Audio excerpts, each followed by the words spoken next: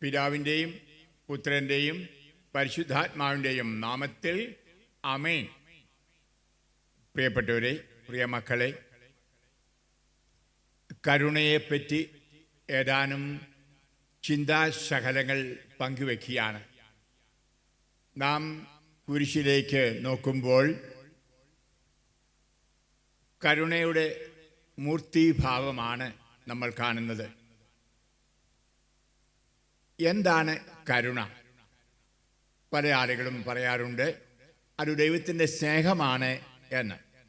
ശരിയാണ്, ദൈവം സ്നേഹമാകുന്നു. ദൈവത്തെപ്പറ്റി ഒരു നിർവചനമേ ഉള്ളൂ, അത് ഗോഡ് ഈസ് ലവ്.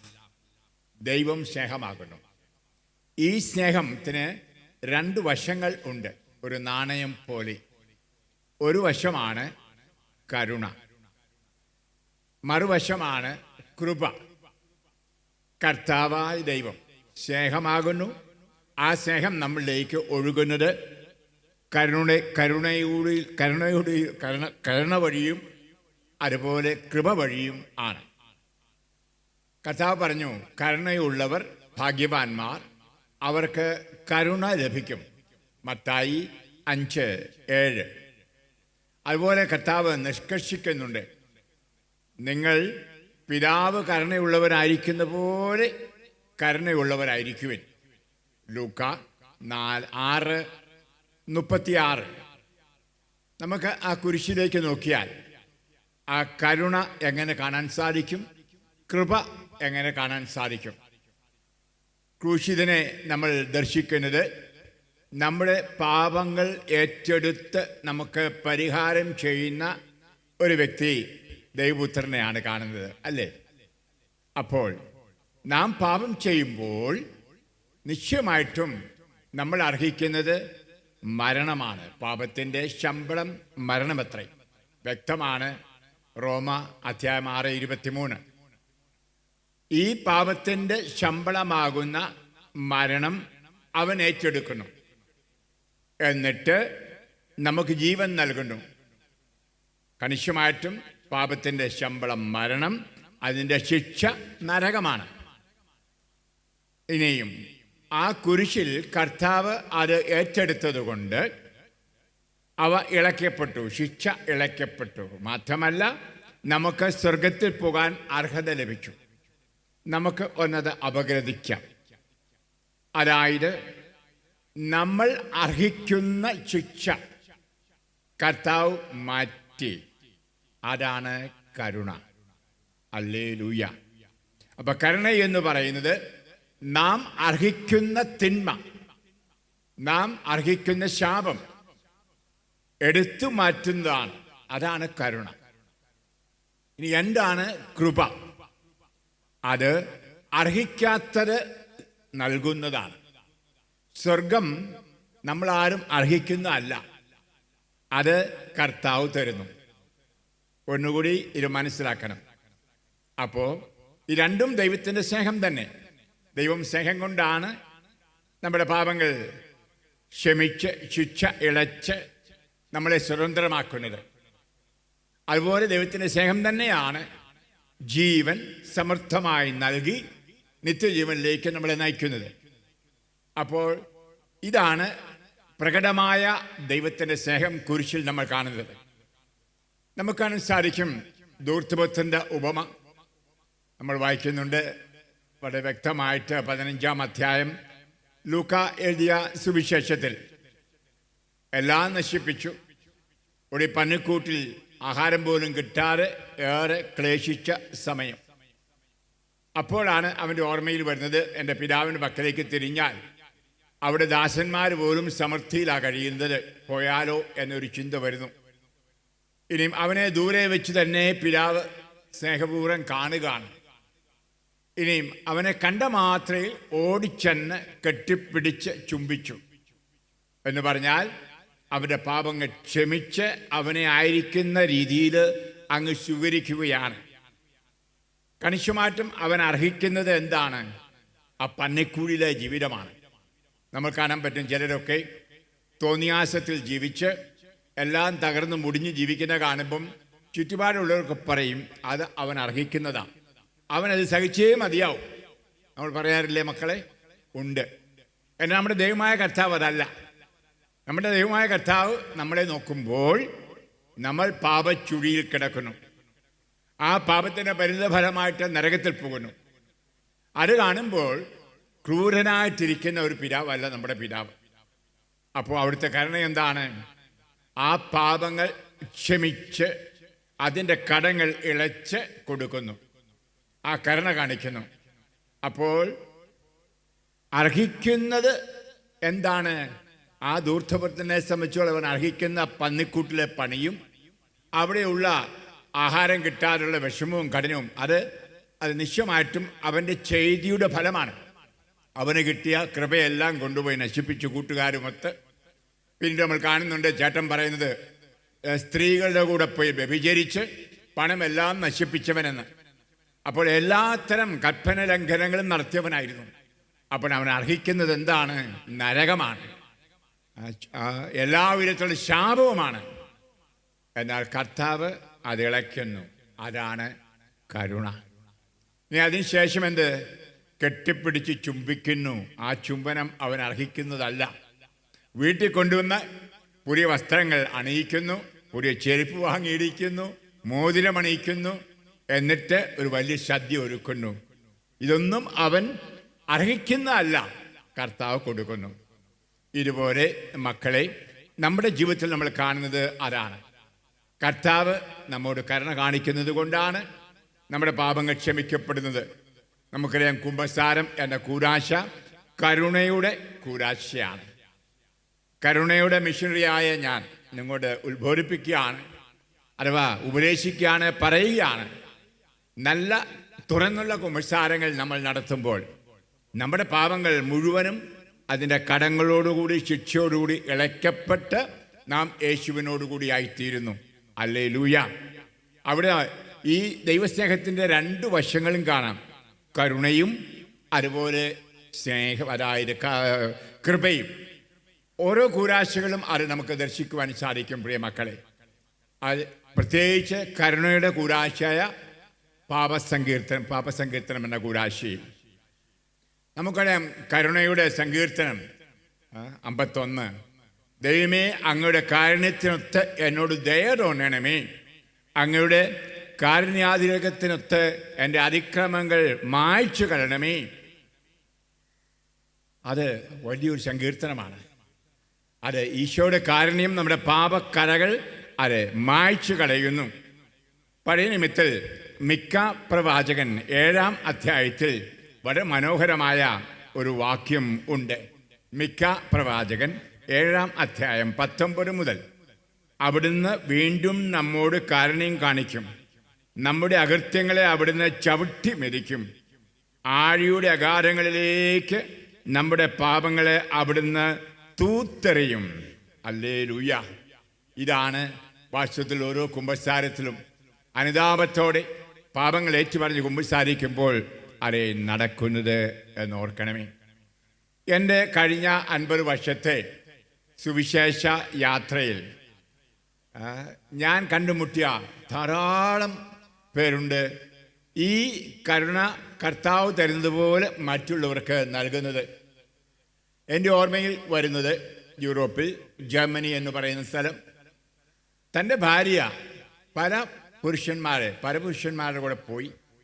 അത് യഥാർത്ഥം നമ്മുടെ വാക്കി പറഞ്ഞ ഒരു വ്യഭിചാരിയായിട്ട് ജീവിച്ചു.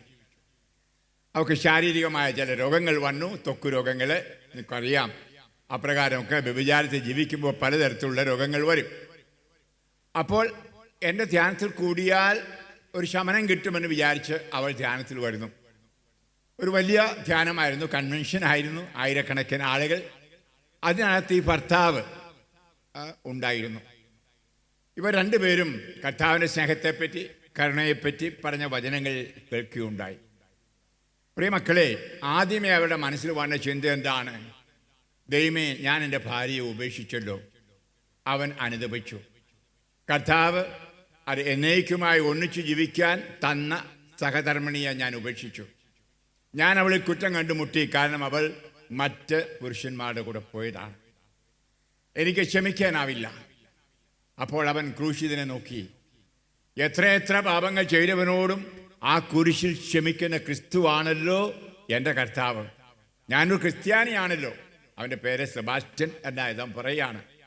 സെബാസ്റ്റ്യൻ എന്ന ക്രിസ്തീയ നാമമുള്ള ഞാൻ അത് എങ്ങനെ കർത്താവെ എന്നെ ഹൃദയം കൊണ്ട് വിളിക്കും ഇവളോട് ക്ഷമിക്കുന്നില്ല എങ്കിൽ? പ്രിയമുള്ളവരെ, ധ്യാനത്തിൻ്റെ 2 പ്രസംഗങ്ങൾ കഴിഞ്ഞപ്പോൾ അവൻ ആ ഹോളിൻ്റെ ഇങ്ങേ അറ്റത്തു നിന്ന് അങ്ങേ അറ്റത്തിരിക്കുന്ന ഭാര്യയെ കണ്ടു. നോക്കണമേ പരിശുദ്ധാത്മാവ് എങ്ങനെ പ്രവർത്തിക്കുന്നുവെന്ന്. അവൾ ചെന്ന് അവളെ ആലിംഗനം ചെയ്തു, കെട്ടിപ്പിടിച്ചു. അവൾ കരയാൻ തുടങ്ങി. എനിക്കറിയാം നീ എന്നെ ഉപേക്ഷിച്ച് വിവിധങ്ങളായ പാപങ്ങളിൽ, പ്രത്യേകിച്ച് വ്യഭിചാരത്തിൽ മുഴുകി. അതുകൊണ്ടാണ് ഞാൻ കോടതിയിൽ പോയി നിന്നെ ഉപേക്ഷിച്ചത്. അതെനിക്കറിയാം നിന്റെ ഹൃദയത്തിലെ വേദന. ഇവിടെ ക്രൂശിതനെ നോക്കിയപ്പോൾ, ബഹുമാനപ്പെട്ട അച്ഛൻ ക്രൂശിതനെ പറ്റി പറഞ്ഞപ്പോൾ എൻ്റെ മനസ്സ് തരിച്ചു. പരിശുദ്ധാത്മാവിനോട് പറഞ്ഞു, നിന്നോട് പൂർണ്ണമായി ക്ഷമിച്ച് നമുക്കൊന്നിച്ച് ജീവിക്കാമെന്ന്. ഇനി നമ്മൾ നോക്കുകയാണെങ്കിൽ കണിശമായിട്ടും അവളെ ഉപേക്ഷിക്കേണ്ടതാണ്. ഹല്ലേലൂയ. നമുക്കതിന് സാധിക്കും. വിശുദ്ധ ഔസേപ്പ് മറിയത്തെ ഗർഭിണിയായി കണ്ടപ്പോൾ ഉപേക്ഷിക്കാൻ തീരുമാനിച്ചു. ഇവിടെയാണ് നമ്മൾ കാണുന്നത് ആ ഔസേപ്പിൻ്റെ കരുണ. അത് സ്വപ്നത്തിലൂടെ അത് പരിശുദ്ധാത്മാവിലുള്ള ഗർഭമാണ് എന്നറിഞ്ഞപ്പോൾ അവൻ കരുണ കാണിക്കുകയാണ്.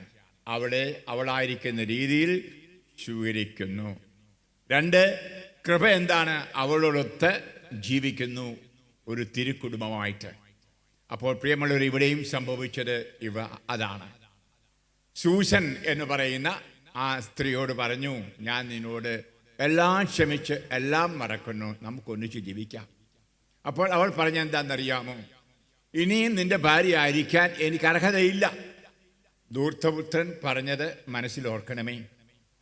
ഒരു മകൻ എന്നിനിയും ഞാൻ വിളിക്കപ്പെടാൻ യോഗ്യൻ അല്ല. എന്നെ ഒരു ദാസനായിട്ടെങ്കിലും സ്വീകരിക്കണമേ. ഹല്ലേലൂയ. എന്നാൽ കാരുണ്യമുള്ള കർത്താവ് അവൻ്റെ കരുണയിൽ പാപങ്ങൾ ക്ഷമിക്കുക മാത്രമല്ല, പാപങ്ങളെല്ലാം മറന്നു. എന്നിട്ട് അവനെ ഒരു മകനായിട്ട് തന്നെയാണ് സ്വീകരിച്ചത്. ഹല്ലേലൂയ. ഇവിടെയാണ് കരുണക്കടൽ നമ്മൾ കാണുന്നത്. ഈ കരുണക്കടലിലേക്കാണ് ക്രൈസ്തവരായ നമ്മൾ എപ്പോഴും വന്ന് ചാടുന്നത്. അവിടെ ആ കരുണയിൽ മുങ്ങി കുളിച്ച് ശുദ്ധീകരമായൊരു ഹൃദയത്തോടെ, പൂർണ്ണഹൃദയത്തോടെ, പൂർണ്ണ മനസ്സോടെ, മുഴുശക്തിയോടെ കർത്താവിനെ സ്നേഹിക്കണം മക്കളെ. അതാണ് ക്രിസ്തീയ ജീവിതം. നമ്മുടെ അനുദിന ജീവിതത്തിൽ നമ്മൾ ഒരു പക്ഷെങ്കിൽ പാപങ്ങളൊക്കെ ചെയ്തെന്ന് വരാം. അപ്പോൾ ആത്മാവിൽ അനുദപിച്ച് പാപങ്ങളേറ്റു പറഞ്ഞ് ആ കരുണാസമുദ്രത്തിൽ വന്ന് ക്ഷമ വാങ്ങിച്ച് ശിക്ഷകൾ ഇളയ്ക്കപ്പെട്ട് നമുക്ക് യേശുവിനോട് ഐക്യപ്പെട്ട് യേശുവിനോട് ചേർന്ന് ജീവിക്കാം. ഇതാണ് ക്രിസ്തീയ ജീവിതം. പ്രിയപ്പെട്ടവരെ, ആ 5 ദിവസത്തെ ധ്യാനത്തിൻ്റെ 4-ാം ദിവസം ഇവർ 2 പേരും കൂടി, സെബാസ്റ്റ്യനും സൂസനും കൂടി കോടതിയിൽ ചെന്ന് അവർ വർഷങ്ങൾക്ക് മുമ്പ് ചെയ്ത ആ വിവാഹമോചനം അസാധുവാക്കി. കോടതിയിൽ നിന്ന് അതിൻ്റെ നോട്ടീസ് എഴുതിക്കൊണ്ടുവന്ന് വികാരിച്ചൻ്റെ കൊടുത്തു. വികാരിച്ചൻ സ്നേഹപൂർവ്വം അവരെ കുമ്പസാരിപ്പിച്ച് അവർക്ക് വിശുദ്ധ കുദാശ നൽകി. വീണ്ടും രജിസ്റ്ററിൽ, വിവാഹത്തിൻ്റെ രജിസ്റ്ററിൽ അവരുടെ പേര് കുറിച്ചു. പ്രിയമുള്ളവരെ, ഇപ്രകാരം ഞാൻ ഏറെ പേരെ കണ്ടിട്ടുണ്ട്. ഞാൻ വിയന്നയിലായിരിക്കുമ്പോൾ അവിടെയുള്ള യൂണിവേഴ്സിറ്റി ആശുപത്രിയിൽ ചെല്ലുന്നു. അപ്പോൾ എന്നോട് പറഞ്ഞ ഒരു സംഭവം, അത് ഒരു രോഗിയാണ് ഞാൻ കാണാൻ പോയത്. കിഡ്നി ട്രാൻസ്പ്ലാന്റേഷൻ കഴിഞ്ഞ ഒരാളെയാണ്. അദ്ദേഹത്തിൻ്റെ ആരോ എൻ്റെ ധ്യാനത്തിലുണ്ടായിരുന്നു. എന്നെ അവിടെ വിളിച്ചുകൊണ്ട് പോയി പ്രാർത്ഥിക്കാൻ. കാരണം നമുക്കറിയാം, വൃക്ക മാറ്റിയുള്ള ഓപ്പറേഷൻ വളരെ വിഷം പിടിച്ച ഒന്നാണ്. അത് കഴിഞ്ഞ് ജീവിക്കുന്നതും വളരെ ബുദ്ധിമുട്ടുള്ള കാര്യമാണ്. അഥവാ കിഡ്നി വെച്ച് പിടിപ്പിച്ചാലും ചിലരൊക്കെ കുറേ ദിവസങ്ങൾ കഴിയുമ്പോൾ, ആഴ്ചകൾ കഴിയുമ്പോൾ, മാസങ്ങൾ കഴിയുമ്പോൾ, ഏതാനും 2-3 വർഷം കഴിയുമ്പോൾ ആ കിഡ്നി തള്ളിപ്പോകും. അങ്ങനെ മരിക്കാറുണ്ട്. അപ്പോൾ അങ്ങനെയൊക്കെ സംഭവിക്കാതിരിക്കാൻ എന്നെ കൊണ്ടുപോയി പ്രാർത്ഥിപ്പിക്കാൻ ചെന്നതാണ്. ഞാൻ ചെന്നപ്പോൾ അടുത്ത ഭാര്യയും ഉണ്ട്. ആ ഭാര്യയുടെ കൈക്ക് പിടിച്ചുകൊണ്ട് അയാൾ കിടക്കുന്നത് നിശ്ചയമായിട്ടും സലൈനൊക്കെ ട്യൂബിലൂടെ കൊടുക്കുന്നു. അപ്പോൾ നല്ലപോലെ സംസാരിക്കാവുന്ന വ്യക്തിയാണ്. പറഞ്ഞു, അച്ഛനെ കണ്ടപ്പോൾ എനിക്ക് ഒരു കാര്യം പറയാൻ തോന്നുന്നു. എൻ്റെ ക്രയാറ്റിൻ, കിഡ്നിയിലെ ക്രയാറ്റിൻ 7 ആയി. ഡോക്ടർമാർ പറഞ്ഞു എനിക്കൊരു കിഡ്നി വേണമെന്ന് മാറ്റിവെക്കണം. ഞാൻ അത് നോക്കിയിട്ടെടുത്തും ആരും കിഡ്നി തരാനില്ല. എൻ്റെ ബന്ധത്തിൽപ്പെട്ടവരും സ്വന്തത്തിൽപ്പെട്ടവരും എല്ലാം മാറി. അങ്ങനെ ഇരിക്കുമ്പോൾ പത്രത്തിൽ പരസ്യം ഞാൻ ഇട്ടു. ഞാൻ എൻ്റെ ഭാര്യയെ 18 കൊല്ലം മുമ്പ് ഉപേക്ഷിച്ചതാണ്. അതിന് കാരണം അവൾ എൻ്റെ പ്രവൃത്തികൾക്ക് അനുകൂലിച്ച് നിൽക്കുന്നില്ലായിരുന്നു. ഞാൻ മദ്യപിക്കുമായിരുന്നു, ഞാൻ പരസ്ത്രീകളുടെ കൂടെ പോകുമായിരുന്നു, പള്ളിയിൽ പോകുകയില്ല, പ്രാർത്ഥിക്കുകയില്ല, വിശ്വാസമില്ല. അപ്പോൾ എന്നോടൊത്ത് അവൾക്ക് നീങ്ങാൻ പറ്റിയില്ല. അവളെപ്പോഴും എന്നെ ശാസിക്കുമായിരുന്നു, പള്ളിയിൽ പോകണം, പ്രാർത്ഥിക്കണം എന്നൊക്കെ. അതുകൊണ്ട് ഞാൻ അവളെ അങ്ങ് ഉപേക്ഷിച്ചു. മാത്രമല്ല അവൾ അച്ഛൻ്റെ കൂടെ വന്ന കൈസ്മാരി ധ്യാനം കൂടി, ഇപ്പോൾ ഭാഷാപരത്തിലുള്ള പ്രാർത്ഥനയും എന്നും പള്ളിയിൽ പോക്കും. എനിക്കത് ഒട്ടും സൂചിച്ചില്ല. അതുകൊണ്ട് ഞാൻ അവളെ ഉപേക്ഷിച്ചു. എന്നാ പ്രിയപ്പെട്ട അച്ഛ, ഞാൻ പരസ്യമിട്ട് കഴിഞ്ഞു, ആരും തന്നെ മുന്നോട്ട് വന്നില്ല. ഞാനിങ്ങനെ ആശുപത്രിയുടെ വെയിറ്റ് ചെയ്യുകയാണ്. ഡോക്ടർമാർ പറഞ്ഞു കിഡ്നി ആരെങ്കിലും തരികയാണെങ്കിൽ നമുക്ക് ഓപ്പറേഷൻ നടത്താമെന്ന്. അങ്ങനെ ഇരിക്കവേ ഡോക്ടർ എന്നെ അറിയിച്ചു, വരൂ, കിഡ്നി കിട്ടിയിട്ടുണ്ട്, ഓപ്പറേഷന് വരൂ. അപ്പോൾ ചോദിച്ചു, ആരാ കിഡ്നി തന്നത്, എത്ര രൂപ ആകും, എന്ത് ചെലവ് വരും? ഡോക്ടർ പറഞ്ഞു, നിങ്ങൾ വരൂ എന്നിട്ട് പറയാം എന്ന് പറഞ്ഞു. ഡോക്ടർ അഡ്മിറ്റ് ചെയ്തു. കിഡ്നി ഓപ്പറേഷന് വേണ്ടി അവനെ നഴ്സുമാർ ഒരുക്കി. അവൻ്റെ മനസ്സിൽ ആരാ കിഡ്നി തന്നത്, അതിന് എത്ര രൂപ ചെലവുണ്ട്, അതാണ് അറിയേണ്ടത്. അപ്പോൾ ഡോക്ടർ അത് രഹസ്യമായിട്ട് വച്ചിരിക്കുകയായിരുന്നു. ഓപ്പറേഷൻ തിയേറ്ററിൽ കിടക്കവേ, നിങ്ങൾക്കറിയാം കിഡ്നി ട്രാൻസ്പ്ലാന്റേഷൻ നടത്തുമ്പോൾ രണ്ടുപേരും സൈഡ് ബൈ സൈഡ്, ഇടത്തും വലത്തുമായിട്ട് കിടക്കുകയാണ്. ഒരാളുടെ കിഡ്നി എടുത്ത് മറ്റേ ആളുടെ കിഡ്നി വെച്ചു കൊടുക്കുകയാണ്. ഞാനിപ്പോഴും ഓർക്കുന്നു, എൻ്റെ പെങ്ങള് ഭർത്താവിന് കിഡ്നി കൊടുത്തപ്പോൾ ആശുപത്രിയിൽ ബോംബെയിൽ അങ്ങനെ കിടന്നത്. പ്രിയമുള്ളവരെ, അതെ പറയാണ്, അവൾ കയറി വന്നു. ഞാൻ സൂക്ഷിച്ചു നോക്കി, 18 വർഷം മുമ്പ് ഞാൻ ഉപേക്ഷിച്ച എൻ്റെ പഴയ ഭാര്യയാണ് അവൾ. അവളാണ് കിഡ്നി തരുന്നത്. അത് എൻ്റെ ഹൃദയം പൊട്ടി തകർന്നു. ഞാൻ ഉപേക്ഷിച്ച, ഞാൻ പിണങ്ങി വെറുത്ത് ഉപേക്ഷിച്ച് കോടതിയിൽ പോയി വിവാഹമോചനം നേടി. അവൾ പത്രത്തിലെ വാർത്ത കണ്ട് ഞാൻ ജീവിച്ചോട്ടെ എന്ന് വിചാരിച്ച് അവളുടെ ഒരു കിഡ്നി തരാൻ വന്നിരിക്കുന്നു. ഞാൻ ഡോക്ടറോട് പറഞ്ഞു, ആദ്യം ഓപ്പറേഷൻ മുമ്പ് എനിക്ക് അവിടെ കാല് പിടിക്കണം, കാല് പിടിച്ച് എനിക്ക് ചുംബിക്കണം. ഡോക്ടർ അനുവദിച്ചു. എന്നിട്ട് പറഞ്ഞു, നമുക്ക് എല്ലാം മറക്കാം, ഒരു പുതുജീവിതം ഇന്നു മുതൽ അത് തുടങ്ങാം. ഇതാണ് മക്കളെ കരുണ എന്ന് പറയുന്നത്. മാത്രമല്ല കൃപയും. നിശ്ചയമായിട്ടും 18 കൊല്ലം മുമ്പ് അവളുടെ പേരിൽ വലിയ കാരണമൊന്നുമില്ലാതെ അവളെ ഉപേക്ഷിച്ച അവൻ വിഭാര്യനായി തുടരേണ്ടതാണ്. ഈ കിഡ്നി നഷ്ടപ്പെട്ട അവൻ മരിക്കേണ്ടതാണ്. ഹല്ലേലൂയ. അതെ, അവൻ്റെ പഴയ ചരിത്രം ഓർത്താൽ നമ്മൾ ആരും പറയും അവനതങ്ങ് ചത്തേക്കുക നല്ലത്. അവന് ആരാ കിഡ്നി കൊടുക്കുന്ന, ഈ വൃത്തികെട്ടവന്? എന്നാൽ ഇവിടെയാണ് കരുണ. ദൈവമായ കർത്താവ് തൻ്റെ സ്നേഹത്തിലൂടെ കരുണ കാണിക്കുന്ന പോലെ അവൾ പരിശുദ്ധാത്മാവിയുടെ ആ സ്നാനം സ്വീകരിച്ചു. ധ്യാനത്തിൽ ആത്മാവിലായിരുന്നത് കൊണ്ടാണ് ആ ചിന്ത വന്നത്, എൻ്റെ ഭർത്താവിനോട് പൂർണ്ണമായി എനിക്ക് ക്ഷമിക്കണം. അതുകൊണ്ടാണ് ആ ക്ഷമ നൽകിക്കൊണ്ട് അവൻ ജീവിച്ചോട്ടെ എന്ന് വിചാരിച്ച്, അത് കൃപയാണ്, വന്ന് കിഡ്നി കൊടുക്കുന്നത്. പ്രിയപ്പെട്ടവരെ, അതിപ്പോഴും എനിക്ക് അവരെ അറിയാം, 2 പേരെയും. അവരുടെയും വിവാഹമോചനം ക്യാൻസൽ ചെയ്ത് റദ്ദ് ചെയ്ത് സുഖമായി സന്തോഷമായിട്ട് കഴിയുന്നു. പ്രിയ മക്കളെ, അതാണ് കർത്താവായ യേശു പറഞ്ഞത്, എൻ്റെ പിതാവ്, സ്വർഗസ്ഥനായ പിതാവ് കരുണയുള്ളവനായിരിക്കുന്ന പോലെ നിങ്ങളും കരുണയുള്ളവൻ ആയിരിക്കൂ. സ്വർഗസ്ഥനായ പിതാവ് നമ്മുടെ പാപങ്ങൾക്ക് പരിഹാരമായി ആ കുരിശിൽ തൻ്റെ ഏകജാതന് നൽകുന്ന കരുണ. നമ്മൾ ബൈബിൾ വായിക്കുന്നത്, ദൈവമായ കർത്താവ് അവനെ പാപമാക്കി. 2 കൊരിന്ത്യർ 5:21. ആ കാൽവരിയിൽ തൂങ്ങിക്കിടക്കുന്ന, ആ കുരിശിൽ തൂങ്ങിക്കിടക്കുന്ന ഈശോ പാപമായി എന്ന് പറഞ്ഞാൽ മനുഷ്യകുലത്തിൻ്റെ പാപം മുഴുവനും പേറി. അതിന് മുഴുവൻ പരിഹാരം അവസാനത്തെ തുള്ളി ചോര പോലും അത് ചിന്തിക്കൊണ്ട് ചെയ്തു. ഇതാണ് കരുണ മക്കളെ. അതെ, മാത്രമല്ല അപ്രകാരം ക്ഷമിക്കപ്പെട്ടവൻ ജീവിക്കുവാൻ അവൻ ജീവൻ നൽകി, പരിശുദ്ധാത്മാവിനെ നൽകി. ഇവിടെയാണ് നമ്മൾ കരുണ കാണുന്നത്. ബൈബിളിൻ്റെ ആദ്യ പേജ് മുതൽ നമുക്ക് കാണാൻ സാധിക്കും ദൈവസ്നേഹം കരുണയുടെയും കൃപയിലൂടെയും എപ്രകാരം മനുഷ്യകുലത്തെ നയിക്കുന്നുവെന്ന്. ഉദാഹരണമായിട്ട് ദൈവം തൻ്റെ അതീവ സ്നേഹത്താൽ മനുഷ്യനെ ഛായയിൽ സൃഷ്ടിച്ചു. അവൻ ഏദൻ തോട്ടത്തിൽ പർദീസായിലായിരുന്നു. ദൈവം അവരോടൊപ്പം ഉണ്ടായിരുന്നു. ഇതെല്ലാം നമ്മൾ വായിക്കുന്നു. എന്നാൽ ധിക്കരിച്ച് അനുസരണക്കേട് കാണിച്ച് പാപം ചെയ്തു. അവർ അർഹിക്കുന്നത് നിശ്ചയമായിട്ടും കർത്താവിനുള്ള പൂർണ്ണമായ വിച്ഛേദനമായിരുന്നു. അത് സംഭവിച്ചു. നമുക്ക് കാണാൻ സാധിക്കും ഏദൻ തോട്ടത്തിൽ നിന്ന് അവരെ ഓടിച്ചു. എന്നാൽ കർത്താവ് അവിടെ വെച്ച് തന്നെ കരുണയുടെ വാക്കുകൾ പറഞ്ഞു. അതാണ് നമ്മൾ ഉൽപ്പത്തി 3:15 സ്ത്രീയോട് പറയുന്നത്, നിന്റെ പുത്രൻ ഇതിനെല്ലാം പരിഹാരം ചെയ്യും. യേശുവിനെ പറ്റിയുള്ള പ്രവചനം. നമ്മൾ പിന്നീട് 4-ാം അധ്യായം ഉൽപ്പത്തി പുസ്തകത്തിൽ കാണാൻ സാധിക്കും കായേൻ ആബേലിനെ കൊന്നു. അതിനുശേഷം നമുക്കറിയാം അവൻ കർത്താവിനാൽ വെറുക്കപ്പെട്ടു. അവൻ ഈ പാപത്തിൻ്റെ കുറ്റബോധം പേർന്നു.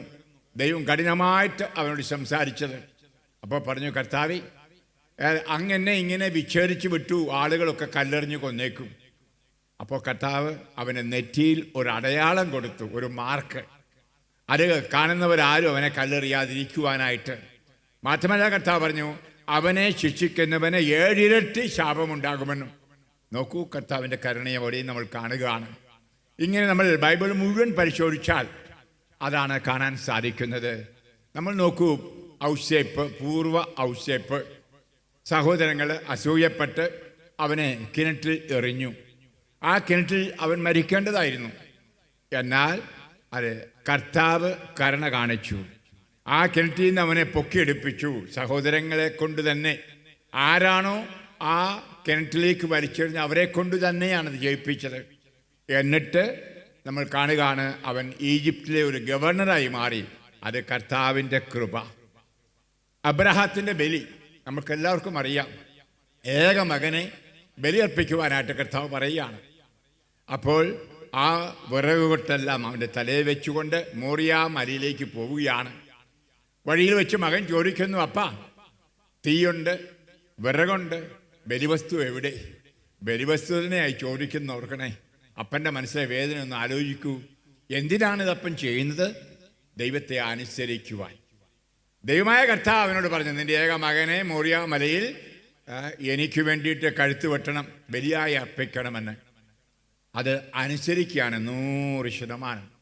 നാം ഇവിടെ കാണുന്നത് ദൈവത്തോടുള്ള സ്നേഹത്താൽ തുടിക്കുന്ന ഹൃദയമുള്ള എബ്രഹാത്തിൽ നമ്മൾ പറയുന്നത് വിശ്വാസത്തിൻ്റെ പിതാവെന്ന്. മാത്രമല്ല അനുസരണയുടെ പിതാവ്, ദൈവസ്നേഹത്തിൻ്റെ പിതാവ്. ആ ദൈവസ്നേഹം എന്ന് പറഞ്ഞാൽ അനുസരണയാണ്. പ്രമാണങ്ങൾ പാലിച്ചുകൊണ്ടാണല്ലോ ദൈവത്തെ സ്നേഹിക്കുന്നത്. യോഹന്നാൻ എഴുതിയ സുവിശേഷം 14:15 നിങ്ങൾ എന്നെ സ്നേഹിക്കുന്നുവെങ്കിൽ എൻ്റെ കൽപ്പനകൾ പാലിക്കും. ആ കൽപ്പന പാലിക്കാൻ മോറിയ മലയിൽ ചെല്ലുന്നു. നമുക്കറിയാം, അവനെ പീഠത്തിൽ കടത്തി കത്തി കയ്യിലെടുത്തു വെട്ടാനായിട്ട് 100% അവൻ അനുസരിക്കുന്ന ആ രംഗം. അവിടെ കർത്താവ് വലിയ കരുണ കാണിക്കുന്നു. അരുത്, അവനെ കൊല്ലരുത്, കർത്താവായ ദൈവം പറഞ്ഞു. ഇവിടെയാണ് കർത്താവിൻ്റെ കരുണ. ഇനി മാത്രമല്ല പറഞ്ഞു, വലത്തുവശത്തേക്ക് നോക്കൂ, ഒരാട് അവിടെ കുടുങ്ങിക്കിടപ്പുണ്ട്, അവനെ എടുത്തുകൊണ്ടൊന്ന് ബലിയർപ്പിക്കൂ. കാരണം ബലി അർപ്പിക്കാതിരിക്കാൻ പറ്റില്ല, തീരുമാനിച്ചതാണ്. ആണ് മകനെയല്ല, അതിന് പകരമായിട്ടൊരു കുഞ്ഞാടിനെ കൊടുക്കുന്നു. അതാണ് ദൈവത്തിൻ്റെ ആ ദൈവസ്നേഹത്തിൻ്റെ മറുവശം, കൃപ. ബലി മുടക്കിയാൽ നിശ്ചയമായിട്ടും അവൻ ചെയ്ത പ്രതിജ്ഞ പാലിക്കാതിരിക്കുകയാണ്. ബലി അർപ്പിക്കപ്പെടണം. ഇവിടെ കർത്താവ് കരുണ കൊടുക്കുന്നു, അതുപോലെ കൃപയും കൊടുക്കുന്നു നമുക്ക് കാണാൻ സാധിക്കും. പ്രിയ മക്കൾ, നമ്മൾ തുടർന്ന് ഇങ്ങനെ നോക്കിക്കുകയാണെങ്കിൽ കർത്താവിൻ്റെ ആ ബലി, കർത്താവിൻ്റെ സ്നേഹം, ഇതെല്ലാം നമുക്ക് കാണാനായിട്ട് സാധിക്കുന്ന ഒന്നാണ്. നമുക്കത് സാധിക്കും. അപ്പസ്തോലനായ പൗലോസ് കരുണയുടെ ഒരു മനുഷ്യനാണ്.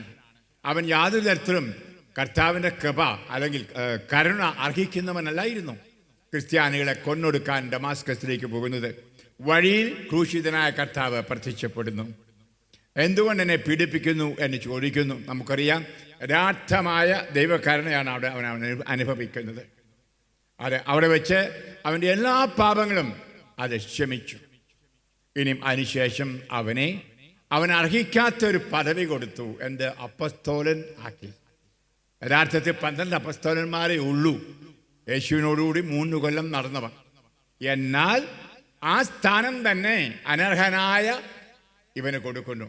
അങ്ങനെ അവൻ സുവിശേഷം പ്രഘോഷിക്കുന്നു. നമുക്കറിയാം, ആ പൗലോസിൽ നമുക്ക് കാണാൻ സാധിക്കും, കർത്താവ് കരുണ കാണിച്ചവൻ്റെ പാപങ്ങളെല്ലാം മായ്ച്ച് അവൻ്റെ മേൽ പരിശുദ്ധാത്മാവിനെ അയച്ചു. 2, കൃപ. പരിശുദ്ധാത്മാവിൻ്റെ കൃപയിൽ അവൻ്റെ അപ്പസ്തോലനായി തീർന്നു. മറ്റപ്പസ്തോലന്മാരെക്കാൾ ഒരു പക്ഷേ ശ്രേഷ്ഠനായി യേശുവിന് വേണ്ടി സഹനങ്ങൾ ഏറ്റെടുത്തുകൊണ്ട്. പ്രിയ മക്കളെ, ഈ ദൈവത്തിൻ്റെ കരുണയെപ്പറ്റി ധ്യാനിക്കേണ്ട അവസരമാണ് ഇപ്പോൾ. മത്തായി എഴുതിയ സുവിശേഷം 9:13 നമ്മൾ വായിക്കുന്നുണ്ട്, ബലിയല്ല കരുണയാണ് അത് ഞാൻ ആഗ്രഹിക്കുന്നത്. നമുക്ക് സാധിക്കും ആ സമറിയക്കാരൻ്റെ ഉമയിൽ. സമറിയക്കാരും യഹൂദന്മാരും ബദ്ധശത്രുക്കൾ, ജന്മശത്രുക്കൾ ആയിരുന്നു, ചരിത്രപരമായ ശത്രുക്കൾ ആയിരുന്നു. എന്ന് പറഞ്ഞാൽ ഒരു സമറിയക്കാരൻ്റെ പറമ്പിൽ കൂടി യഹൂദൻ പോയില്ല, അത്രമാത്രം പിണക്കമായിരുന്നു. അങ്ങനെ ഇരിക്കുകയാണ് നമ്മൾ കാണുന്നു, ഒരു യഹൂദനായ മനുഷ്യനെ കൊള്ളക്കാർ അർത്ഥപ്രാണനാക്കി വഴിയിലിട്ടിരിക്കുന്നത്. ആ സമറിയക്കാരൻ, അതായത് മുമ്പ് നമുക്കറിയാം, ഒരു പുരോഹിതൻ, അവർ ലേവ്യൻ എന്ന് പറഞ്ഞാൽ പള്ളിയായിട്ട് അടുപ്പമുള്ളതാണ്. 2 പേരും ബലിയർപ്പിക്കാനായിട്ട് പോകുന്ന അച്ഛൻ അവനെ ഒന്ന് നോക്കി പോലുമില്ല. ലേവ്യൻ നോക്കിവെച്ച് മറുവശത്തൂടെ കടന്നുപോയി. എന്നാൽ ശത്രുവായ സമറിയക്കാരൻ അവനെ നോക്കി, കരുണയുടെ കണ്ണുകൾ കൊണ്ട് നോക്കി. കുതിരപ്പുറത്തും താഴെ ഇറങ്ങി വരുന്നു, നമുക്കറിയാം. എന്നിട്ട് അവൻ്റെ മുറിവുകളെല്ലാം തുടച്ചു, വീഞ്ഞു വെച്ച് കട്ടി. എന്നിട്ട് ആ കുതിരപ്പുറത്ത് സത്രത്തിലേക്ക് കൊണ്ടുപോകുന്നു. അവിടെ ചെന്ന് സത്രക്കാരനോട് പറഞ്ഞു, ചിലവല്ലോ വന്നെങ്കിൽ ഞാൻ തിരിച്ചു വരുമ്പോൾ തന്നോളാം. നമുക്ക് ഈ കരുണയുടെ ഒരു വശവും കർത്താവിൻ്റെ കൃപയുടെ വശവും കാണാൻ സാധിക്കും. കാരണം അവൻ അവിടെ കിടന്ന് യാകേണ്ടവനാണ്. അവൻ കൊള്ളക്കാരാൽ കല്ലെറിയപ്പെട്ടോ ഇടിച്ചോ തകർത്തോ കിടക്കുന്ന അവൻ സ്വാഭാവികമായും അർഹിക്കുന്നത് മരണമാണ്, മരിച്ചേനെ. ഇവൻ വന്നില്ലായിരുന്നെങ്കിൽ കണിശം മരിച്ചേനെ. അത് കർത്താവ് മാറ്റുന്നു ഇവനിലൂടെ.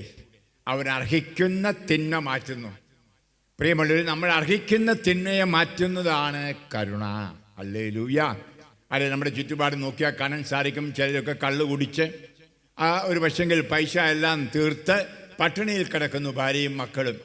നമ്മൾ ഉള്ളുകൊണ്ട് പറയും, അവനങ്ങ് സഹിക്കട്ടെ, കുടിച്ചു മുടിച്ചതല്ലേ. അതല്ല കരുണ. അതെല്ലാം മറന്ന് അവൻ്റെ കുടുംബത്തെയും പോയി സഹായിക്കുകയാണെങ്കിൽ അവിടെയാണ് കരുണ. അവൻ അർഹിക്കുന്നത് കണിശമായിട്ടും നാശമാണ്. ആ അർഹിക്കുന്ന നാശം നമ്മളിലൂടെ മാറ്റപ്പെടുന്നു. അതാണ് ഈശോയെപ്പോലെ കരുണ കാണിക്കുക എന്ന് പറഞ്ഞാൽ അതിൻ്റെ അർത്ഥം.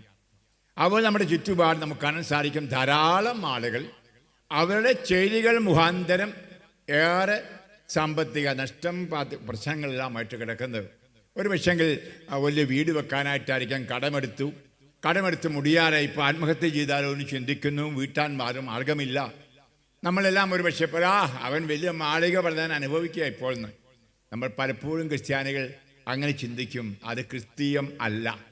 നമ്മൾ ക്രിസ്ത്യാനികളാണെങ്കിൽ ചിന്തിക്കേണ്ട, ദൈവമേ, അവന് എങ്ങനെയോ കടമെടുത്തു, വീട് വെച്ചു, അവനെ തിരിച്ചു കൊടുക്കാൻ മാർഗമില്ല, അവൻ്റെ കുടുംബം നശിക്കുന്നു. ഞാൻ എനിക്കുള്ളത് കൊണ്ട് അവനെ സഹായിച്ച് ആ കടം വീട്ടാൻ നോക്കുക. അത് അർഹിക്കുന്നത് നാശമാണ്. അർഹിക്കുന്ന നാശം ഞാൻ മാറ്റിക്കളയുന്നു. അപ്പോഴാണ് കർത്താവിൻ്റെ കരുണ കാണിക്കുന്നത്. ഹല്ലേലൂയ. അതിൻ്റെ ഫലമായി അവൻ ആത്മഹത്യ ചെയ്യാതെ ജീവിക്കുന്നു. അവിടെയാണ് കൃപ നമുക്ക് കാണാൻ സാധിക്കുന്നത്. അപ്പോൾ മക്കളെ, ഞാൻ ഈ ചെറിയ പ്രസംഗം നിർത്തുകയാണ്. നമ്മൾ കരുണയെപ്പറ്റി ധ്യാനിക്കുന്നത് നമുക്കറിയാം, ഉയർപ്പ് ഞായറാഴ്ചയുടെ പിറ്റേ ഞായറാഴ്ചയാണ്. നമുക്കറിയാം, തോമാസ് ലീഹ അപ്പസ്തലന്മാർക്ക് കർത്താവ് പ്രത്യക്ഷപ്പെട്ടപ്പോൾ സ്ഥലത്തില്ലായിരുന്നു. എവിടെ പോയാൽ നമുക്കറിഞ്ഞുകൂടാ. ഒരു പക്ഷേ പാവങ്ങളെ സഹായിക്കാൻ പോയതായിരിക്കാം, ആർക്കറിയാം. ഒരു പക്ഷേ വചനം പ്രഘോഷിക്കാൻ തുടങ്ങിയതായിരിക്കും, ഇന്ത്യക്ക് വരാനായിട്ടൊരു പ്രാക്ടീസ് എടുക്കുകയായിരുന്നിരിക്കാം. തോമാ കൂടെ ഇല്ലായിരുന്നു. കർത്താവ് അവർക്ക് പ്രത്യക്ഷപ്പെട്ടു, ആ ചാൻസ് കൊടുത്തു കാണാനും തൊടാനും. പക്ഷെ അവൻ അവിടെ ഇല്ലായിരുന്നു. പിന്നെ അവൻ അർഹിക്കുന്നില്ല കർത്താവിൻ്റെ കാഴ്ച. എന്നാൽ അവൻ ദുശാഠ്യം പിടിച്ചു. അവനെന്താ പറഞ്ഞത്? അവൻ്റെ മുറിവുകളിൽ തൊട്ട് നെഞ്ചത്ത് കൈവയ്ക്കാതെ ഞാൻ വിശ്വസിക്കില്ല. ഹല്ലേലൂയ. അവിടെ നമ്മൾ കാണുന്നത് തോമസ് അവിടെ ഉണ്ടായിരിക്കണമായിരുന്നു. കാരണം കർത്താവ് പറഞ്ഞതാണ്, പരിശുദ്ധാത്മാവ് വരുന്നതുവരെ ഈ നഗരത്തിൽ തന്നെ വസിക്കൂ. നമുക്കറിയാം, ആ സിയോൻ മാളികയിലെ അപ്പസ്തലന്മാർ കാത്തിരിക്കുകയായിരുന്നു പരിശുദ്ധാത്മാവിന് വേണ്ടി. ആ കൂട്ടത്തിൽ തോമ ഇല്ലായിരുന്നു. ഹല്ലേലൂയ. അവൻ പോയ ഒരു പോട്ട് എന്ന് കർത്താവിന് വയ്ക്കാമായിരുന്നു. അവനോട് ഞാൻ പറഞ്ഞാൽ ഞാൻ അനുസരിച്ച്, അവൻ എന്നെ അനുസരിച്ചില്ല. പ്രാർത്ഥിച്ചുകൊണ്ട് മറ്റുള്ളവരുടെ കൂടെ ഇരുന്നില്ല. അതുകൊണ്ട് എന്നെ കാണാൻ പറ്റിയില്ല. ഞാൻ എന്തിനാണ് എൻ്റെ ദർശനം കൊടുക്കുന്നത് എന്ന് ചിന്തിക്കേണ്ടതാണ് കർത്താവ്. എന്നാൽ അതല്ല, അവൻ്റെ ആ ദുശാഠ്യത്തിൻ്റെ അർത്ഥം മനസ്സിലായി. എന്നെ നേരിട്ട് അനുഭവിച്ച് തൊട്ടിട്ട് ഇന്ത്യയിൽ പോയി പ്രസംഗിക്കാനാണ്. ഹല്ലേലൂയ. അതുകൊണ്ട് കർത്താവ് കരുണ കാണിക്കുകയാണ്. വീണ്ടും പ്രത്യക്ഷപ്പെടുന്നു. തോമായെ വിളിച്ച് തൊടിയിപ്പിച്ചു. അവൻ എൻ്റെ കർത്താവേ, എൻ്റെ ദൈവമേ എന്ന് വിശ്വാസ പ്രമാണം ഏറ്റു പറഞ്ഞു. പ്രിയമക്കളെ, അത് എന്തിനു വേണ്ടി? ആ കൃപയപ്പോൾ അവൻ ലഭിച്ചു. പരിശുദ്ധാത്മാവിൻ്റെ ഇന്ത്യയിൽ വന്ന് വചനം പ്രഘോഷിക്കാൻ, സുവിശേഷീകരണം നടത്തുവാൻ. ഇതൊക്കെ നമ്മൾ ചിന്തിക്കണം.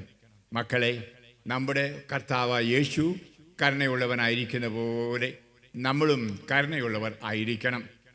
നമുക്കറിയാം, അവസാന വിധി നാളിൽ 25-ാം അധ്യായം മത്തായി നമ്മൾ വായിക്കുന്ന പോലെ കരുണയുടെ പ്രവൃത്തികളാണ് നമ്മളെ സ്വർഗത്തിന് അർഹരാക്കുന്നത്. വിശന്നു, നിങ്ങൾ ആഹാരം തന്നു. ഞാൻ ദാഹിച്ചു, കുടിക്കാൻ തന്നു. പാർപ്പിടമില്ലായിരുന്നു, പാർപ്പിടം തന്നു. രോഗിയായിരുന്നു, സന്ദർശിച്ചു. ഞാൻ കാരാഗ്രഹത്തിലായിരുന്നു, വന്ന് കണ്ട് ആശ്വസിപ്പിച്ചു. ഓരോന്നും അതെ കരുണയുടെ പ്രവൃത്തികളാണ്. പ്രിയമുള്ളവരെ, നമുക്ക് കരുണയുടെ പ്രവൃത്തികളിലൂടെ സ്വർഗം നേടാം, സ്വർഗം പണിയാം. അതുകൊണ്ട് ഈ കരുണയുടെ തിരുനാളിൻ്റെ മംഗളങ്ങൾ ഞാൻ ആശംസിക്കുന്നു. അതെ, പെരുന്നാളായിട്ട് ആഘോഷിച്ചാൽ പോരാ, ഫൗസ്തീനായുടെ ഡയറി വായിച്ചാൽ പോരാ, അതുപോലെ എല്ലാ ദിവസവും 3 മണിക്ക് കരുണയുടെ കൊന്ത ചൊല്ലിയാൽ പോരാ. അതൊക്കെ നല്ലതാണ്. ഇതെല്ലാം നമ്മുടെ ഹൃദയത്തെ കരുണാർദ്രമാക്കണം. യേശുവിൻ്റെ ഹൃദയത്തിൽ നിന്നൊഴുകുന്ന ആ കരുണാ സമുദ്രത്തിൽ നിങ്ങളുടെയും എൻ്റെയും പാപങ്ങൾ കഴുകപ്പെടുന്ന പോലെ നമ്മുടെ കരുണാ പ്രവൃത്തിയിലൂടെ, കരുണാസമുദ്രമായ അനുകമ്പാർഹമായ ആ ഹൃദയത്തിലൂടെ മറ്റുള്ളവരോട് ക്ഷമിച്ച് അവരുമായി സ്നേഹിച്ച് ജീവിക്കുക.